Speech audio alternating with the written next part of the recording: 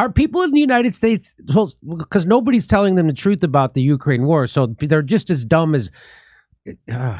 no, people are never going to rise up in America because they are controlled by the fucking corporate media. They don't think they are, but they are. They think that Chris Hayes and Anderson Cooper tell truth. That's how bad it is in the United States.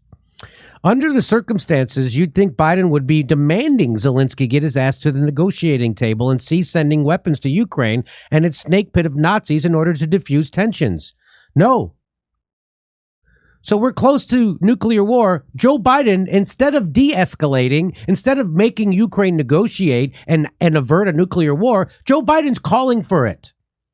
Joe Biden is ratcheting up tensions for a nuclear war. That's the stuff they said Trump was supposed to do. Either you stand with Ukraine or you sit with Russia. That's right. Hey, it's worth noting, Kurt, that the only reason we are facing nuclear war is so Biden and the crooks in Congress can launder billions in Ukraine, which is exactly what Julian Assange, I wish I had that goddamn video, when he talks about what the real purpose of war is. And the real purpose of a 20-year war in Afghanistan wasn't to bring freedom to the Afghanistan people or to stop terrorism, because we fund those same terrorists we were fighting in Afghanistan. The real reason was a transfer of wealth. Oh, so we did win. Yeah. To the international security state. It's a grift. It's an upward transfer of money. And they're raiding the treasuries of the United States and Western democracies for this purpose, and it's happening. And you see what's happening right now in Ukraine.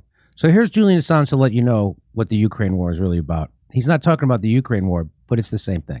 Because the goal is not to completely subjugate Afghanistan. The goal is to use Afghanistan to wash money out of the tax bases of the United States, out of the tax bases of European countries, through Afghanistan and back into the hands of a transnational security elite. That is the goal, i.e. the goal is to have an endless war, not a successful war. So, same thing in Ukraine. The goal is not to have a successful war because we know there's not going to be one. The goal is to drag this war out as long as possible because then we can funnel hundreds of billions of more dollars corruptly and launder it through Ukraine. That's all this is.